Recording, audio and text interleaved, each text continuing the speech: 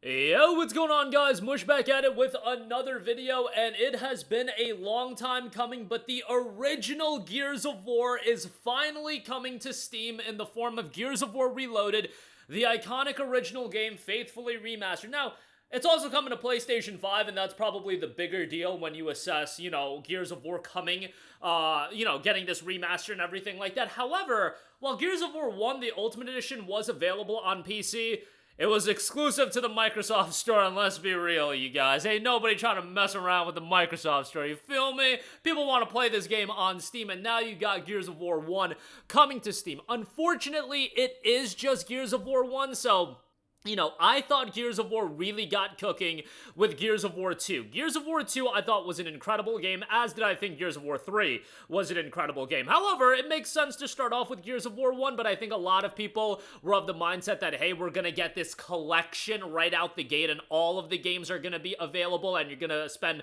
whatever it would be, $60, and you would get all of the Gears of War titles. Unfortunately, that is not going to be the case, and it is going to be a $40 release of the original Gears of War remastered, but hey, better than nothing, am I right, as far as getting this remaster on PC. And ultimately, I think this will pave the way for Gears 2 and 3. Now, it's interesting because I am curious how Microsoft is going to handle the rollout of these games. So Gears is coming. Gears 1 Reloaded is coming out on August 26th. Then you've got Gears E-Day already revealed, and that is rumored to be coming in 2026.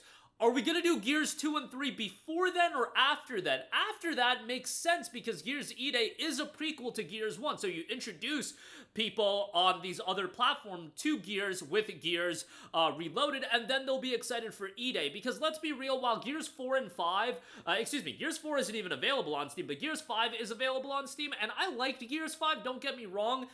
Gears 5 and Gears 4, those aren't the Gears that are beloved. They aren't the Gears titles that have that nostalgic attachment that people have, and aren't those games that people just absolutely love. I liked Gears 4. I thought it was a fine game. I liked Gears 5. Thought it was a good game, honestly. But Gears 1, 2, and 3 were on another level as far as quality and how much they resonated with players. Gears 1 is from the days where Microsoft was at their apex. I think that those mid-2000s, that's when Microsoft was really cooking as far as dropping games that are beloved. Gears 1, Gears 2, Gears 3, Halo 1, Halo 2, Halo 3. That era of Microsoft is, I would say, the pinnacle of Microsoft, whereas yeah, Gears 4 and 5, they're available, you can play them on Game Pass and do whatever, but they're not beloved like Gears 1 is. And to release that at $40 and with the full suite of components to it, meaning you've got the full campaign upgraded, you've got multiplayer in here, you've got cooperative campaign, and you've got the 8-player competitive multiplayer, and you've got co-op campaign here. That is awesome. And with all of that, you've got cross-platform play. Oh, and by the way, if you're okay with foregoing cross-platform play and cross-progression, you don't need a Microsoft account either, which is fantastic. I love that we're getting into this area where, it's an option to do account linking and you'll get some benefits, but that's what it should be left at, as an option. PlayStation tried to do it with PlayStation account linking, and that was a disaster, and Microsoft has been doing it with Microsoft account linking, and, Forza Horizon on PlayStation requires account linking, but with Gears, it's an option, and I think for a lot of people, when I talked about Gears not having online multiplayer, potentially not having online multiplayer, a lot of people were like, yo, who cares? I'm picking this game up for the campaign. I don't care about online multiplayer. It is wild that so many people are like that, but I think Gears multiplayer is beloved, and even more so with Gears 2 and 3 when you're talking about the Horde component and the multiplayer in those games, and it will be interesting if those games ultimately, if they do get a reloaded release, if they do have multiplayer. Gears Reloaded will be $39.99, and also, when you assess the fact that it makes sense from a financial standpoint to stagger these releases in the sense of Gears 1 coming to Steam, it's a big deal. Gears 1 coming to PlayStation 5, that's a massive deal. why would you give away all 3 Gears titles right out the gate? You can get $39.99 for Gears 1, and by the way, you're not doing a physical release, so it's all that digital revenue. Gears 2, you can get $39.99 out of that. We'll see if that has multiplayer, but you've got the Horde component in that as well. And then Gears 3, you get $39.99 out of that as well. Or you could do it in a sense of Gears 1 will be $39.99 with competitive multiplayer. Then there's the rumblings Gears 2 and 3 might not have multiplayer in the sense of competitive play. Maybe you drop the price down to $29.99. Maybe you do both of those games in one collection for $59.99. I don't know, but the idea is you're getting more mileage out of these releases. Remember when Sony dropped Spider-Man on PC? They didn't do Spider-Man Ultimate Edition and give you Spider-Man 2018 and Miles Morales in one go. No, they staggered the releases so they could generate more revenue. They gave you Spider-Man 2018 for $60, then a couple months later they turned around and gave you Miles Morales for $50. It's to get more mileage out of those releases. So from a business standpoint, I get why they're doing it, and obviously with Gears Reloaded, it will be available day one with Xbox Game Pass, but I'm not a big Game Pass guy these days. I'm not a big subscription service guy these days. Even when I play on the consoles these days, like, I don't need PlayStation Plus anymore because I'm not playing my online games on PlayStation, and I certainly am not keeping PlayStation Plus Extra or Premium. I have a Game Pass subscription, but I really don't go back to it, and I stacked a bunch of years a while ago, so it's not something that I'm using fairly regularly. You know, every now and again, like Expedition 33, for example, I didn't play that through Game Pass.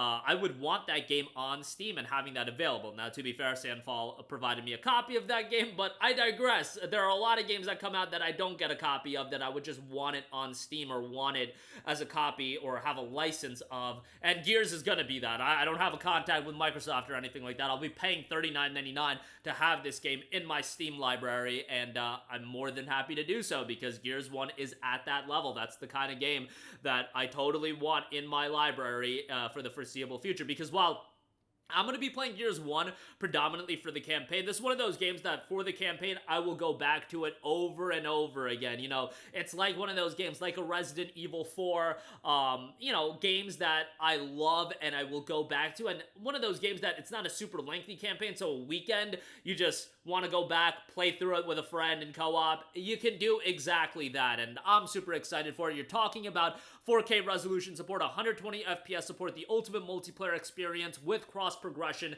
as well, and it's one of the most iconic video games of all time, and man, chalk one up for Microsoft again for having an absolutely banner calendar year for them. It's kind of funny, they have one of these banner years, and this is where they are moving away from the console business, at least a little bit, and doing more multi-platform, and hell, they're raising the price of their console, so I don't really know who's going to be dropping $600 for a Series X. The PlayStation route makes a lot more sense to me, although Game Pass is an incredible value. Ultimately, that is something for the individual buyer to decide on. But that'll do it for me. Let me know your thoughts in the comments section down below. Your excitement level, will you pay $40 for it day one on Game Pass, or are you a little bit disappointed it's not Gears 2 and 3? Let me know in the comments section down below. As always, guys, thanks for watching, and I will catch you guys in the next one. Peace out. Hey, what's going on, guys? Mush here again. Hope you enjoyed the video. As you guys might know, YouTube's notification system is sometimes a little bit wonky, even if you're subscribed to the channel. Maybe you're not abundantly aware that I uploaded a video. To remedy that situation, make sure you hit the bell notification button. This way, whenever I upload a new video, and I try to upload as consistently as possible, you will be notified directly of the upload, and you can watch it as soon as it goes live. I would really appreciate if you guys hit that button so you can stay up to date with all of the content I'm posting. But as always, guys, thanks for watching, and I'll catch you guys in the next one. Peace out.